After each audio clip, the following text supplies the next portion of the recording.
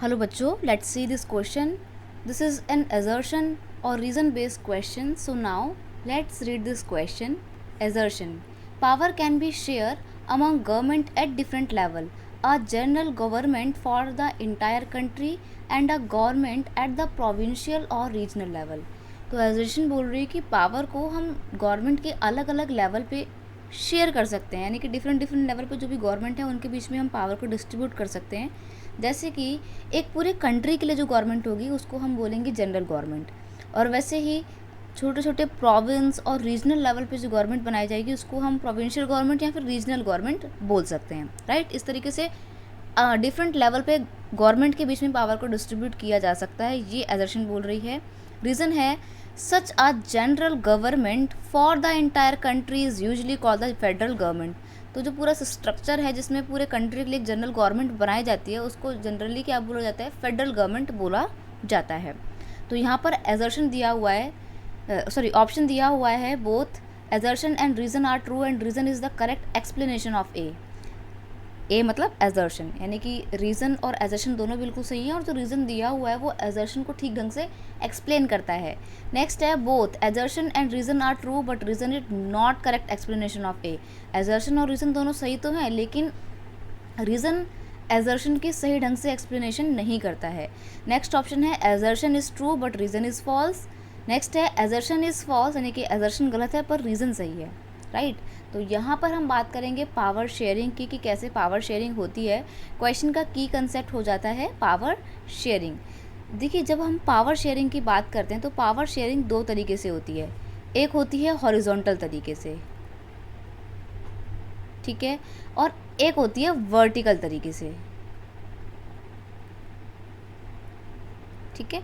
तो जब हॉरिजॉन्टल होती है वो पावर की डिस्ट्रीब्यूशन ऐसे ऐसे होता है, यानी कि गवर्नमेंट के जो अलग अलग ऑर्गन होते हैं उनके बीच में पावर को इक्वली डिस्ट्रीब्यूट किया जाता है और ना तो तीनों एक दूसरे के काम में इंटरफेयर करेंगे, और अगर कोई भी एक ऑर्गन गवर्नमेंट का अपनी पावर को मिसयूज़ करता है तो बाकी के दो ऑर्गन उसको चेक कर देंगे, रोक देंगे। तो इसलिए हॉरिजॉन्टल पावर शेयरिंग को चेक एंड बैलेंस सिस्टम भी कहा जाता है। वर्टिकल की अगर हम बात करें तो ये ऐसे से ऐसे होता है, यानी कि गवर्नमेंट के अलग अलग लेवल पे होता है। तो यहाँ पर जो एजर्शन बोलती है कि डिफरेंट लेवल पे हम पावर को शेयर कर सकते हैं, तो ये vertical distribution of power sharing होता है, इसलिए एजर्शन वाली स्टेटमेंट बिल्कुल सही है। आगे बोल रहा है कि such a general government for the entire country is usually called the federal government. तो ये जो आपका पूरा गवर्नमेंट का स्ट्रक्चर होता है, जनरल गवर्नमेंट जिसको हम बोलते हैं, जो कि पूरे कंट्री के लिए काम करती है, उसको फेडरल गवर्नमेंट भी कहा जाता है। तो यहाँ पर हम देखते हैं कि ये भी बिल्कुल सही है। और इस पूरे जो स्ट्रक्चर है ना जिसमें अलग अलग लेवल पे गवर्नमेंट बनी होती है, उसको बोला जाता है फेडरलिज्म, राइट। सेंट्रल गवर्नमेंट को हम फेडरल गवर्नमेंट बोलते हैं, ये बात बिल्कुल सही है। पर जो पूरा स्ट्रक्चर होता है जिसमें अलग अलग लेवल पे पावर डिस्ट्रीब्यूशन हो रखा होता है पावर का, उसको बोलते हैं फेडरलिज्म, राइट। तो इंडिया की अगर हम बात करें तो सबसे पहले कौन सा आता है, सबसे पहले आती है हमारी सेंट्रल गवर्नमेंट, ठीक है। फिर उसके बाद आती है आपकी स्टेट गवर्नमेंट, देन उसके बाद आपकी आती है लोकल गवर्नमेंट, यानी कि पंचायती राज सिस्टम, राइट। तो इस तरीके से आपका अलग अलग लेवल पे गवर्नमेंट बनी हुई है। इस स्ट्रक्चर को बोला जाता है फेडरलिज्म, और जो सेंट्रल गवर्नमेंट होती है इसको बोला जाता है फेडरल गवर्नमेंट। तो ये बिल्कुल सही है। तो इस तरीके से हम देखते हैं कि एजर्शन और रीज़न दोनों ही बिल्कुल सही हैं, लेकिन क्या रीज़न सही ढंग से एजर्शन को एक्सप्लेन करता है?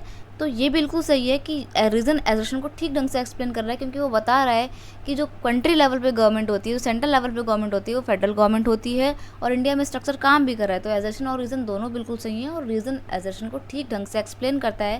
दैट इज़ वाई आपका ऑप्शन 1 की both assertion and reason are true and reason is correct explanation of assertion, ये बिल्कुल सही ऑप्शन है। तो option 1 is your final answer.